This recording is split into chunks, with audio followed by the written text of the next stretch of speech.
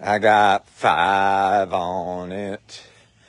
I can't get that tune out of my head this morning. And that's besides the point. The point is, what is the most important question that we can ask ourselves and answer every day? Lots of questions. What is it? Let me hear it from you. I think one of the most important questions we can ask and answer every day is the world for or against me? And I mean, come on, look at that moon. Listen to the birds singing. The sun's going to be coming up over there. Sun and the moon. But yeah, before I go all hippie woo-woo on you, let me tell you how I relearned an important lesson again this morning. It already happened once this week, where I woke up, didn't sleep as good as I wanted to, got on my phone, started creating content. Really, I don't follow negative stuff or people that I know of, but still, call it the dopamine dump or whatever you want, even if I'm using this phone to put out love and the positive stuff. If I get on here first thing in the morning, it just seems like it has the effect of my mindset being glass half empty versus half full. So yeah, this morning did the same thing. Couldn't sleep in. Got up about, what was it, 3:30. Got on my phone pretty soon, maybe 20 minutes after I was awake, and started putting good stuff into the world. Oh, look at that star up there. Or planet, I think it is. I think it might be Jupiter. Good morning, Jupiter. But so yes, after I put some stuff out, I just noticed how I felt. All right, that's the first step. Notice how we feel. Be aware of how we feel. And I felt low energy. And of course, maybe that came from I was already thinking, wow, you didn't sleep great. You have clients this morning. You're going to be low energy. But so it was definitely not like thinking the world was for me this morning.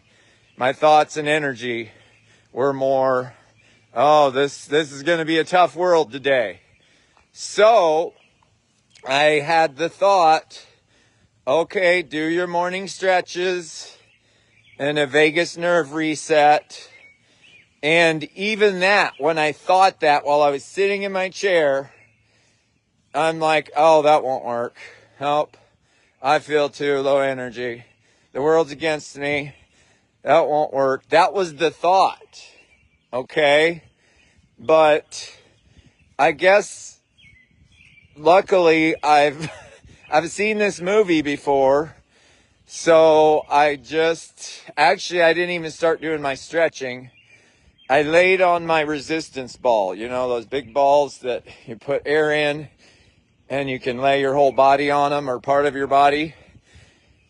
And so I laid on that and started doing some deep breathing and rolling around a little bit, open up my hips and my rib cage.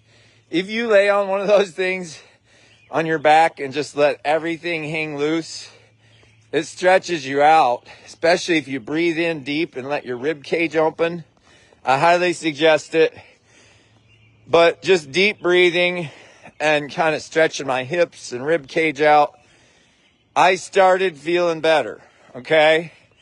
And it was really cool because I love having those little awarenesses where I'm like, oh, wow, just a little bit. I just put a little bit of effort into changing my state, changing my energy, and a little bit of movement instead of just sitting there still. I mean, here's the blunt truth. I had my phone open and I was creating content and scrolling. Plus, I had my TV on, watching the end of the Royals game, one of my first loves, the Kansas City Royals, and watching the game. So here I am, 2 screens bombarding me within the first hour I'm awake. So no wonder my energies already had dropped. But once I started moving a little bit and stretching out and breathing deeply, I already started noticing a little shift in my energy, a little bit of shift towards the world is for me, not against me. And it helps to control what we can control. Yes, if we look at the news and look at all these things in the world, we can find reasons to be down. But we can also control what we can control to try to elevate our state, our energy, our mindset, our vibe for the day. So that was the start. And then I watched the end of the Royals game, and imagine that. They have a lead and then they blow it and they lose. And so I guess who cares? I'll admit it. My state is affected by the Royals, by the fucking Kansas City Royals. Don't even know anybody personally, but I grew up loving them. And so once again, my mindset wanted to be like, oh, damn it. The Royals lost. Life sucks. The world's against me. But I'm like, okay, get outside, start walking, put my phone away, walked a couple laps out here. And dude, like, come on. This is a beautiful time in the morning. Once again, the moon, the sun's coming up, the birds are singing. And I think it's key that for at least part of your outdoor excursion in the morning, leave your phone. Leave it.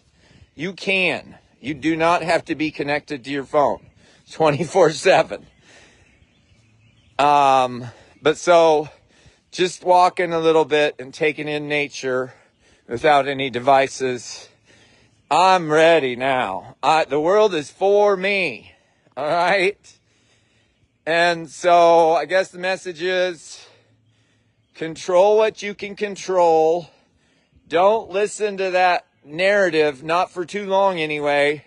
If it's saying the world is against me, or it's saying, poor me, I didn't sleep good, poor me, I'm poor, poor me, this person doesn't like me.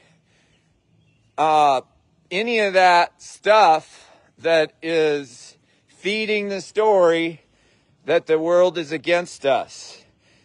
Do some things to help you understand that the world is for us, that the world is for you, okay? And you can find evidence for both, okay? But if you look for evidence to show that the world is for you and do things that help create that energy and vibe that the world is for you, I promise you will increase your chances of having a better day and feeling better. And if that doesn't work, high five yourself in the mirror. Let's have a great fucking day, squad. I love y'all. I think that's enough. I didn't mean to talk that long, so I'm signing off for today. Like and share. Share the love.